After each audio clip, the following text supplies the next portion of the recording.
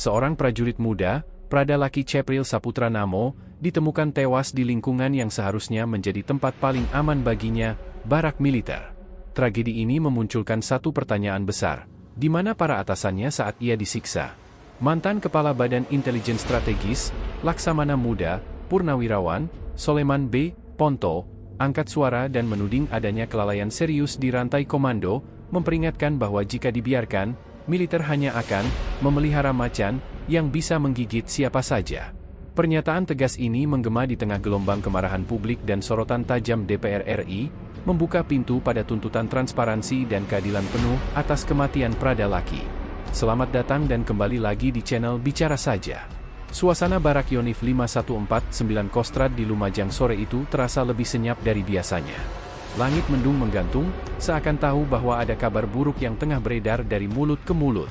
Pradalaki Cepril Saputra Namo, prajurit muda yang baru saja menyelesaikan pendidikan dasarnya, ditemukan dalam kondisi kritis. Hanya beberapa jam setelahnya, kabar kematiannya mengguncang seluruh satuan. Kabar itu cepat menyebar, menembus pagar kawat barak, lalu mengalir keluar lewat bisik-bisik keluarga dan rekan sesama prajurit. Di balik kabar duka, muncul pertanyaan-pertanyaan yang sulit dijawab.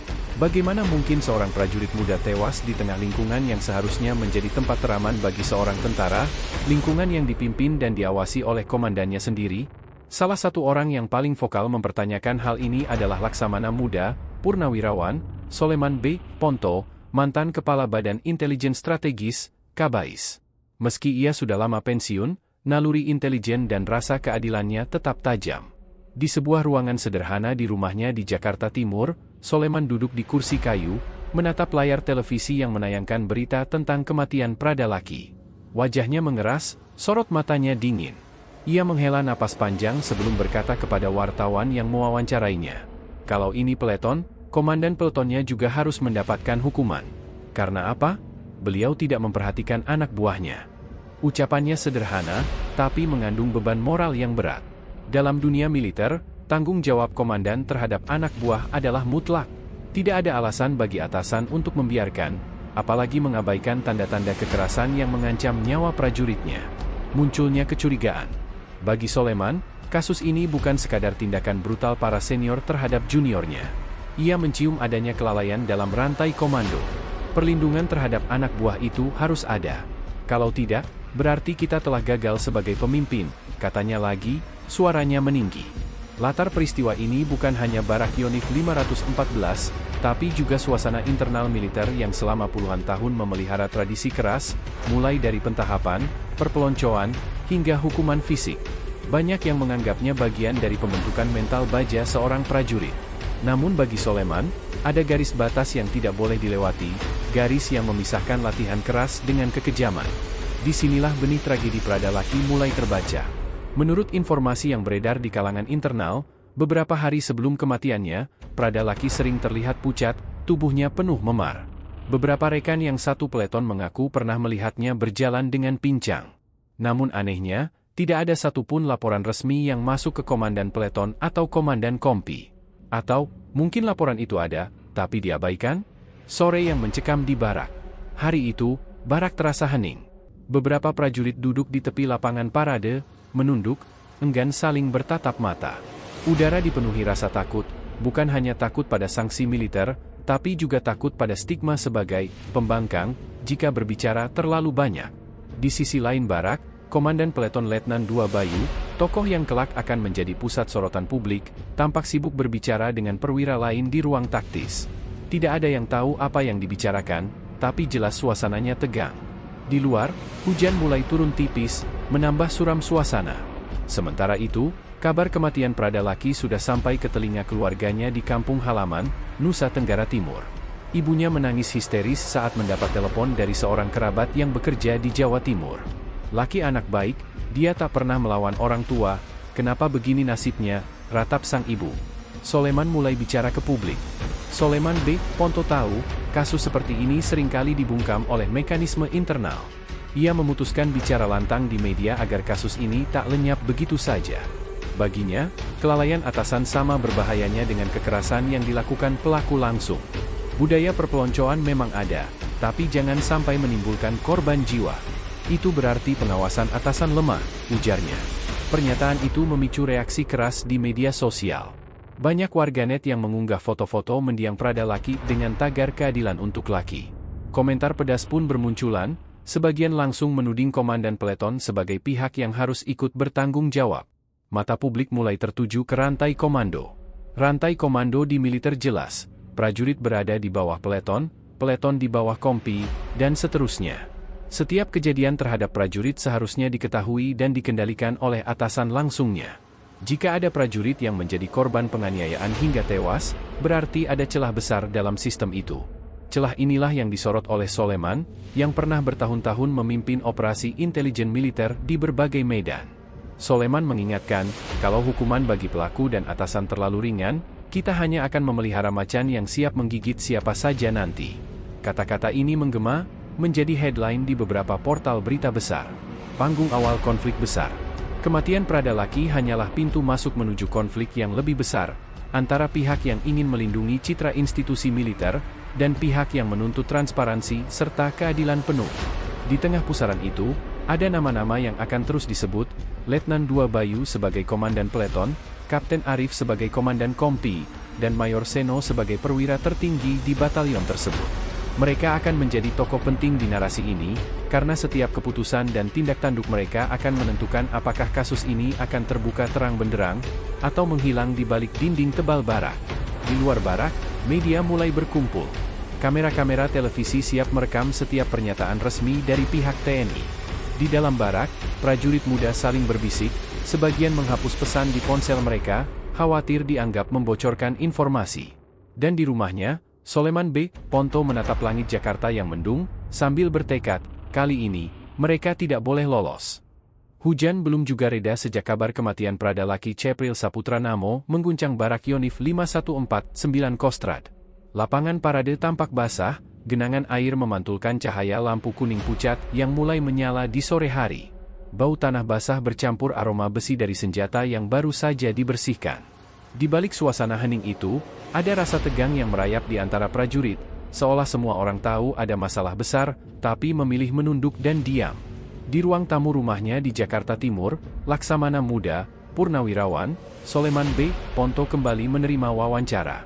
Kali ini wajahnya terlihat lebih keras dari sebelumnya.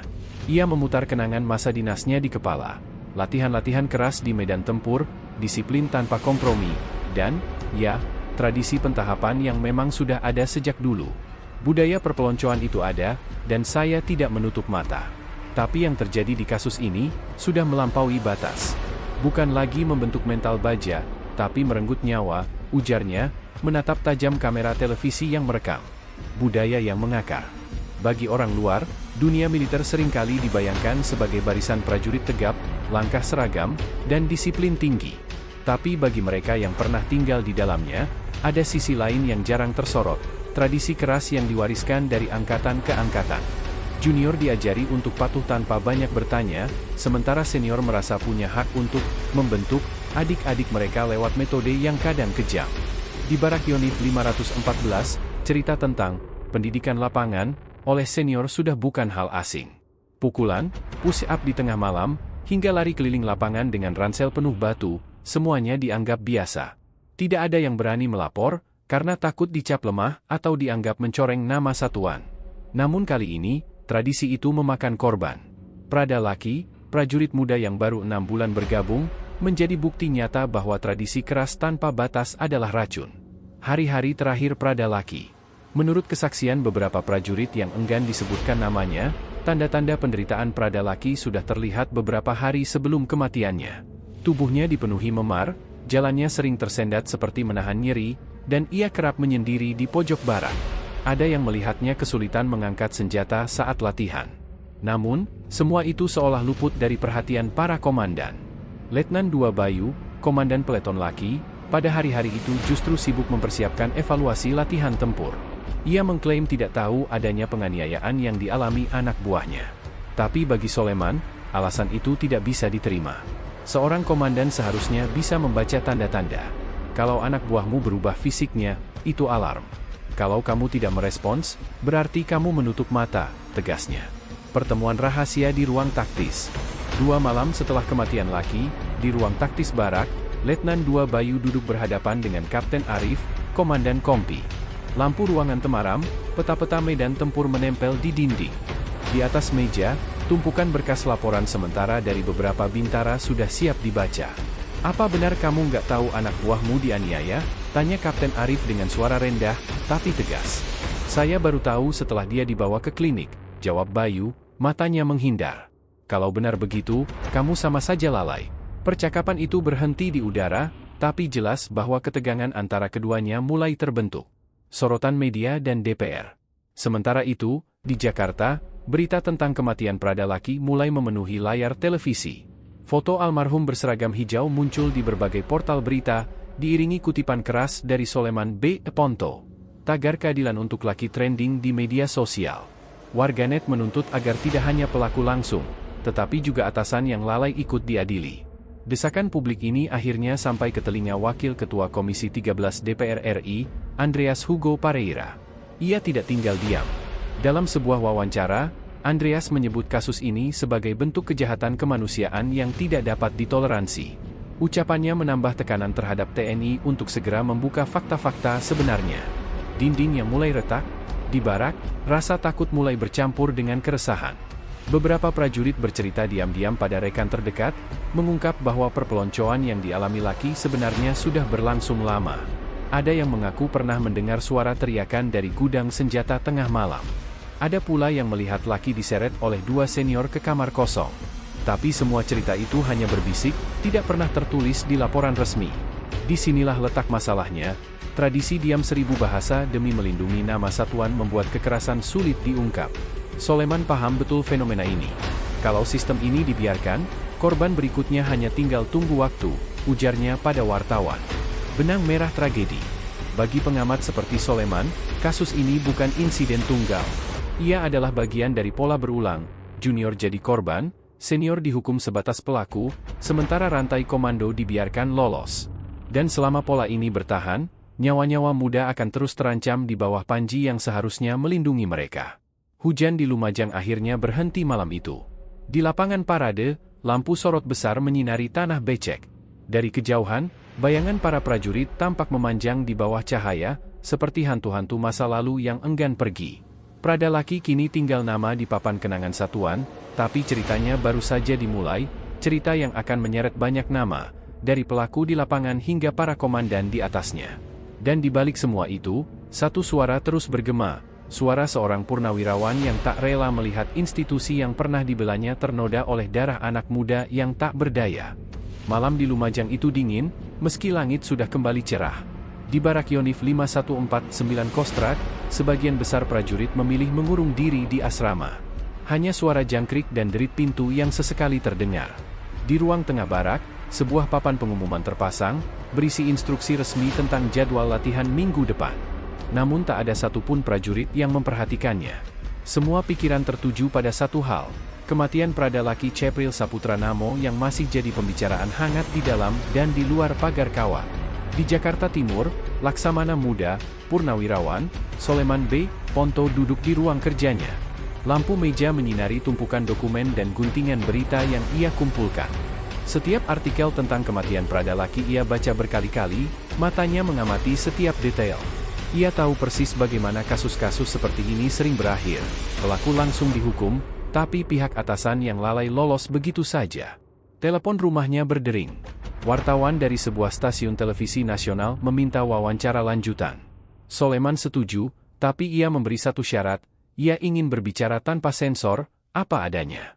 Malam itu juga, kru televisi datang ke rumahnya. Begitu kamera menyala, Soleman langsung menggebrak meja kayu di depannya. Kalau hukuman terhadap pelaku ringan, kita hanya akan memelihara macan. Macan yang suatu hari akan menggigit siapa saja, bahkan anak buahnya sendiri. Kalimat itu meluncur dengan tegas, setiap kata seolah dipahat di udara. Wartawan yang mewawancarainya sempat terdiam, merasakan bobot ucapan itu. Soleman melanjutkan, militer itu keras, saya tahu. Tapi keras bukan berarti membunuh. Seorang komandan harus PK. Kalau anak buahnya sakit, kalau fisiknya berubah, itu tanda bahaya. Mengabaikan tanda itu sama saja dengan menandatangani vonis mati untuk prajuritnya. Tekanan semakin meningkat. Pernyataan Soleman cepat menyebar di media sosial dan grup-grup percakapan para veteran. Di Lumajang, berita itu sampai juga ke telinga Letnan II Bayu dan Kapten Arif. Bayu merasa seperti tersengat listrik. Nama, komandan peleton, yang disebut Soleman secara tidak langsung mengarah padanya. Sementara Kapten Arif mulai memikirkan langkah antisipasi, ia tahu tekanan publik bisa membuat rantai komando di atasnya ikut terseret. Di ruang taktis barak, Arif memanggil Bayu untuk berbicara tertutup. Bayu, mulai sekarang hati-hati bicara. Media sudah panas. Kita tunggu perintah dari Mayor Seno, kata Arif sambil melirik pintu, memastikan tak ada yang menguping. Bayu mengangguk, tapi pikirannya kacau. Ia merasa terjebak antara membela diri dan mempertahankan nama baik satuannya. Mayor Seno dan dilema internal. Sementara itu, Mayor Seno, perwira tertinggi di batalion itu, duduk di kantornya memandang peta operasi. Teleponnya tak henti berdering, panggilan dari markas besar, dari komandan brigade, bahkan dari pihak media yang ingin meminta komentar. Seno tahu betul, setiap kata yang keluar dari mulutnya bisa menjadi bumerang. Dalam hatinya, Seno sadar ada yang salah. Tapi ia juga tahu, mengakui kelalaian rantai komando sama saja dengan mengorbankan karirnya dan mencoreng nama batalion. Pilihannya adalah antara melindungi institusi atau menegakkan kebenaran. Sebuah dilema yang akan terus menghantuinya. Sorotan DPR makin tajam. Di Senayan, Andreas Hugo Pareira, Wakil Ketua Komisi 13 DPR RI, mulai menyiapkan agenda rapat khusus untuk membahas kematian Prada Laki. Dalam pidato singkatnya di depan media, ia menyebut peristiwa ini sebagai kejahatan kemanusiaan. Ini bukan sekadar pelanggaran disiplin. Ini adalah penganiayaan yang berujung pada kematian. Tidak ada alasan untuk menutupinya. TNI harus membuka fakta dan menghukum semua pihak yang bertanggung jawab, ucapnya tegas. Pernyataan Andreas membuat publik semakin geram. Di media sosial, tagar keadilan untuk Laki tetap bertahan di jajaran trending, bahkan muncul tagar baru, usut atasan Laki. Gelombang desakan ini mulai membuat pucuk pimpinan TNI berada dalam posisi sulit. Suara dari dalam barak. Beberapa prajurit junior, yang merasa kehilangan teman sekaligus takut akan nasib mereka sendiri, mulai berani berbicara, meski hanya secara anonim. Dalam pesan-pesan singkat kepada jurnalis, mereka menceritakan bagaimana Prada Laki sering mendapat perlakuan kasar dari dua seniornya, terutama saat jam malam. Salah satu pesan berbunyi, "Kami lihat dia diseret ke gudang senjata, tapi tidak ada yang berani ikut campur. Kalau ketahuan, kami juga bisa jadi korban." Kabar ini sampai ke telinga Soleman. Ia semakin yakin, kelalaian atasan tidak bisa diabaikan. Kalau junior sampai takut melapor, berarti sistemnya bermasalah. Dan kalau atasan pura-pura tidak tahu, itu sama saja membiarkan pembunuhan terjadi, katanya. Awal gelombang perubahan atau hanya badai sesaat? Tekanan dari tokoh purnawirawan, DPR, dan publik membuat markas besar TNI akhirnya mengumumkan akan melakukan investigasi resmi. Namun, mereka masih menahan diri untuk menyebut siapa saja yang akan diperiksa. Bagi Soleman, ini adalah ujian besar. Apakah TNI benar-benar berani menindak tidak hanya pelaku di lapangan, tapi juga komandan yang lalai? Di Lumajang, hujan kembali turun tipis malam itu. Di asrama, prajurit muda berbaring di ranjang masing-masing, sebagian menatap langit-langit sambil bertanya dalam hati, apakah kematian Laki akan membawa perubahan? Atau ia hanya akan menjadi satu nama lagi di daftar panjang korban tradisi keras yang tak pernah benar-benar dihapuskan? Di Jakarta, Soleman mematikan lampu ruang kerjanya. Sebelum tidur, ia menulis satu kalimat di buku catatannya, "Keadilan hanya bisa hidup jika yang berkuasa berani kehilangan kenyamanan." Kalimat itu ia niatkan sebagai pengingat untuk dirinya, sekaligus pesan untuk semua yang masih memilih diam. Pagi itu, langit Lubuk Linggau tampak muram. Awan kelabu menggantung rendah, seolah ikut merasakan duka yang menyelimuti kampung kecil di pinggiran kota. Di ujung jalan tanah yang becek, sebuah mobil ambulans berhenti perlahan. Sirenenya padam, namun rasa kehilangan yang dibawanya terasa menusuk hati. Pintu belakang ambulans terbuka. Peti jenazah berlapis kain merah putih perlahan diangkat oleh 6 prajurit. Wajah mereka kaku, mata tertunduk, seolah mencoba menyembunyikan emosi yang sebenarnya tidak bisa sepenuhnya ditekan. Di antara kerumunan, suara tangis mulai terdengar, pecah bersamaan dengan langkah para pembawa peti yang makin mendekat ke rumah duka. Ibu Laki jatuh tersungkur begitu melihat bendera di atas peti. Tangisnya meraung, tubuhnya bergetar hebat, sementara keluarga berusaha menopangnya. "Nak, pulang kau," tapi bukan seperti ini, suaranya serak, terputus-putus. Di sebelahnya, ayah laki berdiri kaku, wajahnya pucat, tatapannya kosong seperti menatap jauh ke masa lalu saat ia melepas anaknya menjadi prajurit TNI. Di halaman rumah, warga sudah berkumpul sejak subuh. Beberapa tetangga menyiapkan kursi dan tenda, sementara yang lain memegang payung untuk melindungi keluarga dari rintik hujan. Aroma bunga melati yang ditebarkan di halaman bercampur dengan bau tanah basah, menambah suasana semakin pilu. Ketika peti diletakkan di ruang tamu, doa mulai dipanjatkan. Suara ustaz yang memimpin tahlilan bergetar, sesekali terhenti karena isak tangis yang tidak bisa dibendung. Sejumlah pemuda kampung, yang dulu tumbuh bersama laki, duduk di pojok ruangan dengan mata merah. Dia anak baik, gak pantas diperlakukan begitu, lirih salah satu dari mereka. Di luar rumah, wartawan dan aktivis HAM sudah menunggu. Kamera merekam setiap detik, setiap air mata, setiap genggaman tangan keluarga yang mencoba saling menguatkan. Beberapa tokoh masyarakat memberikan pernyataan singkat, mereka menuntut agar kasus ini diusut tuntas, tanpa ada yang ditutup-tutupi. Menjelang siang, suara azan zuhur terdengar sayu. Peti kembali diangkat, kali ini menuju pemakaman keluarga di ujung kampung. Langkah-langkah pengusung terasa berat, seolah setiap meter yang mereka tempuh adalah pengingat pahit bahwa seorang anak muda penuh harapan telah direnggut secara tragis. Saat tanah merah mulai menutup peti, hujan turun lebih deras. Orang-orang percaya, langit pun menangis. Di bawah payung-payung yang basah, semua yang hadir sepakat dalam hati, kematian laki tidak boleh dibiarkan menjadi sekadar catatan singkat yang terlupakan. 2 hari setelah pemakaman prada laki, suasana di Lubuk Linggau berubah drastis. Kabar kematiannya menyebar cepat lewat media sosial, memicu gelombang kemarahan dan rasa tidak percaya. Di halaman balai kota, ratusan orang mulai berkumpul. Mereka datang dari berbagai daerah, keluarga korban kekerasan serupa, aktivis HAM, mahasiswa, hingga warga biasa yang tersentuh oleh berita tersebut. Spanduk besar terbentang di depan kerumunan, usut tuntas kematian prada laki. Tulisan itu tebal, dicat merah, seperti darah yang belum kering.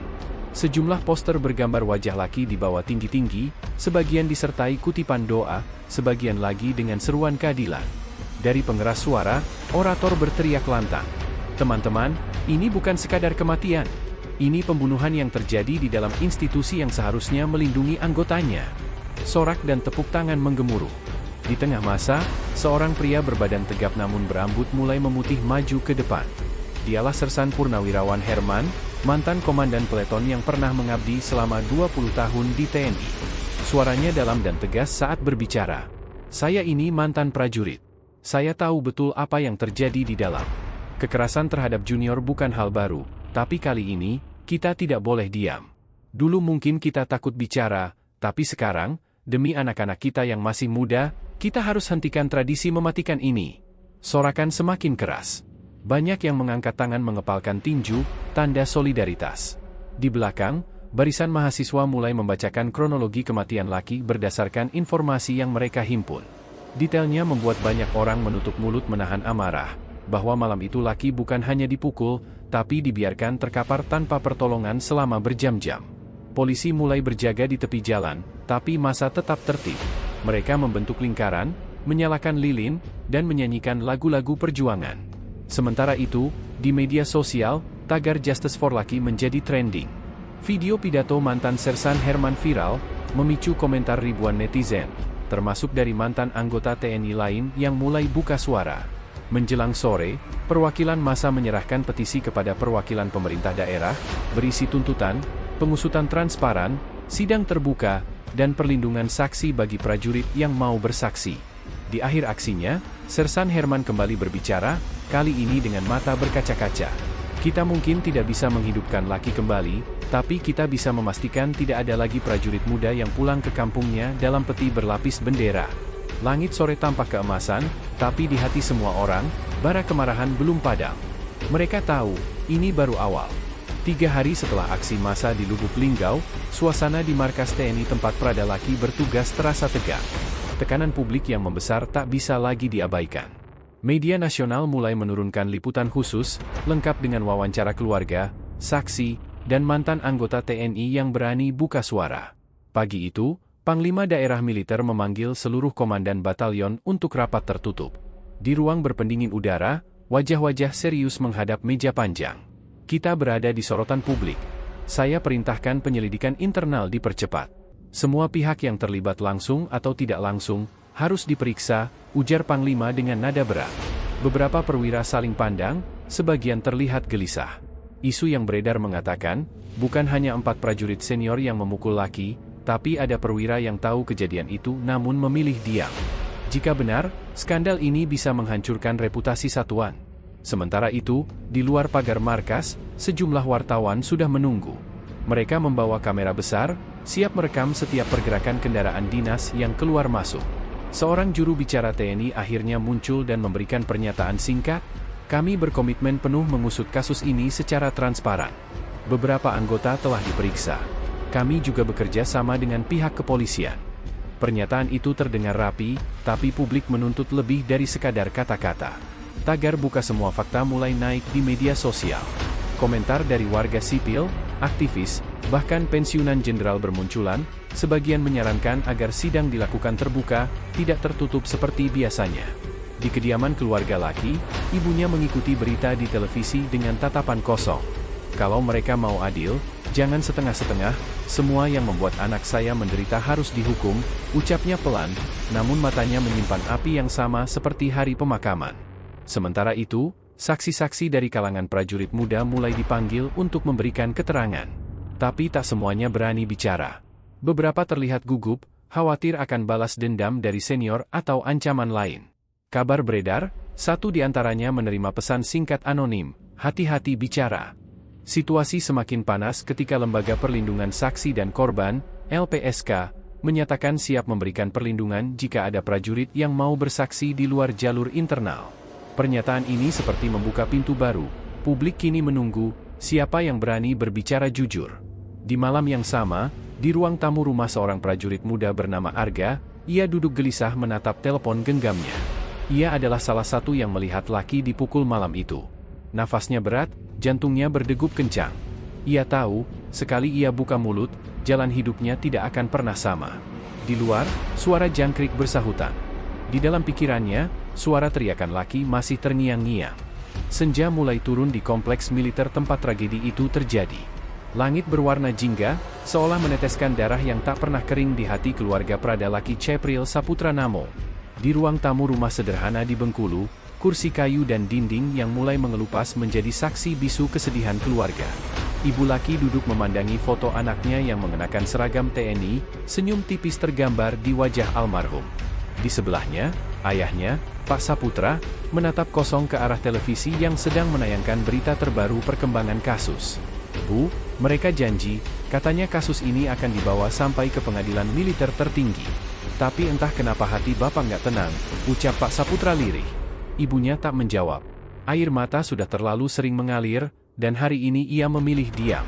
Dalam hatinya, ia masih tak percaya anak yang dulu ia antar ke gerbang asrama TNI dengan bangga, pulang hanya dalam peti jenazah. Luka itu terlalu dalam. Di Jakarta, suasana di kompleks DPR RI kembali memanas. Sidang dengar pendapat antara Komisi I, perwakilan TNI, dan keluarga korban berlangsung tertutup, namun beberapa awak media berhasil menangkap potongan pernyataan tegas dari Wakil Ketua Komisi I, Andreas Hugo Pareira. "Kami tidak akan berhenti mengawal kasus ini. Prada Lucky bukan hanya korban kekerasan, tapi korban kelalaian sistem yang seharusnya melindunginya," tegasnya. Di sudut lain gedung DPR, Laksamana Muda, Purnawirawan, Soleman B. Ponto tengah diwawancarai awak media. Wajahnya keras, sorot matanya tajam. Kalau rantai komando tidak diberi sanksi setimpal, jangan heran jika peristiwa seperti ini akan terulang. Militer memang keras, tapi kerasnya harus untuk melindungi, bukan untuk menghancurkan anak buah, ujarnya. Ucapan ini menggaung sampai ke markas militer di mana para atasan Lucky kini berada dalam pemeriksaan.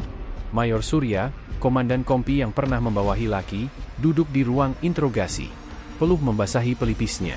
Ia tahu, publik menanti jawabannya. Mengapa ia tidak mengetahui, apalagi mencegah, penyiksaan yang dialami anak buahnya? Setiap pertanyaan yang dilontarkan penyidik terasa seperti hantaman keras. "Kenapa kamu tidak mengawasi mereka malam itu?" tanya penyidik. Mayor Surya terdiam, tak sanggup memberi alasan yang masuk akal. Di barak, suasana mencekam. Para prajurit yang dulu bertugas bersama Lucky kini lebih banyak menunduk. Sebagian dari mereka diperiksa sebagai saksi, sebagian lagi ditahan sebagai tersangka. Kebiasaan, pendidikan internal, yang dulu dianggap tradisi, kini berubah menjadi bukti bahwa budaya kekerasan sudah mengakar. Dulu kita pikir itu biasa saja, cuma pembinaan. Tapi sekarang, lihat apa yang terjadi, bisik salah satu prajurit muda kepada rekannya, sambil melirik ke arah sel tahanan sementara. Di Bengkulu, keluarga laki terus mendapat dukungan dari masyarakat. Beberapa aktivis HAM mendirikan posko di dekat rumah keluarga. Mereka menggelar spanduk besar bertuliskan, "Hentikan budaya kekerasan di militer. Keadilan untuk prada laki." Malam itu, lilin-lilin menyala di halaman rumah, membentuk tulisan, "Justice for Laki." Seorang tetangga, Pak Herman, yang mengenal Laki sejak kecil, berbicara di depan kerumunan. Anak ini nggak pernah bikin masalah. Dia masuk TNI karena mau membanggakan orang tuanya. Kalau sampai begini nasibnya, kita semua harus bersuara, katanya lantang. Sorakan setuju terdengar dari warga. Di sisi lain, di sebuah ruang konferensi pers di Jakarta, Panglima TNI akhirnya mengumumkan bahwa seluruh atasan yang terbukti lalai akan diberi sanksi berat, mulai dari penurunan pangkat, pencopotan jabatan, hingga pemberhentian dari dinas militer. Pernyataan itu disambut tepuk tangan dari beberapa anggota DPR yang hadir, tapi di luar gedung, para demonstran masih meneriakkan yel-yel, menuntut hukuman maksimal bagi semua yang terlibat. Malam harinya, berita utama di televisi menayangkan gambar keluarga laki yang diundang ke Istana Negara. Presiden secara langsung menyampaikan belasungkawa dan berjanji mengawal kasus ini sampai tuntas. Negara harus hadir. Ini adalah ujian bagi kita semua, apakah kita berani membersihkan institusi dari budaya yang tidak manusiawi, ucap Presiden. Namun, janji itu tak serta-merta menghapus luka. Di kamar laki, ibunya masih sering menyalakan lampu di malam hari, seakan anaknya akan pulang dan mengetuk pintu. Seragam TNI milik laki tergantung rapi di lemari, bersama sepatu bot yang dulu ia pakai. Semua itu kini hanya menjadi peninggalan, saksi bisu dari mimpi seorang anak bangsa yang terhenti terlalu cepat. Di halaman rumah, suara azan subuh esoknya mengudara. Ayah laki menatap ke langit yang mulai memerah. "Nah, Bapak nggak janji banyak. Tapi satu hal, kami akan terus berjuang. Nama kamu akan dibersihkan, dan mereka yang merenggut nyawamu akan membayar," gumamnya. Sementara itu, di Jakarta, rapat evaluasi terakhir antara DPR, Kementerian Pertahanan, dan TNI berlangsung. Keputusan final diumumkan. Para pelaku penyiksaan dijatuhi hukuman penjara militer jangka panjang, sementara para atasan yang lalai dicopot dari jabatan. Ini menjadi preseden baru, bahwa dalam tubuh militer, tanggung jawab komando bukan sekadar formalitas, melainkan kewajiban mutlak untuk melindungi anak buah. Di luar gedung rapat, Laksamana Muda, Purnawirawan, Soleman B. Ponto berbicara kepada media. "Ini baru awal. Jangan pikir budaya kekerasan hilang hanya karena satu kasus ini selesai. Kita harus memastikan pengawasan ketat dan hukuman tegas terus diterapkan. Kalau tidak, korban berikutnya hanya tinggal menunggu waktu," katanya. Angin sore berhembus di Jakarta. Di Bengkulu, matahari mulai tenggelam lagi, membawa suasana hening. Tapi di hati banyak orang, terutama keluarga prada laki, pertempuran belum berakhir. Mereka tahu, keadilan yang dijanjikan harus terus dijaga. Karena bagi mereka, meski pelaku telah dihukum, luka ini akan tetap menganga selamanya.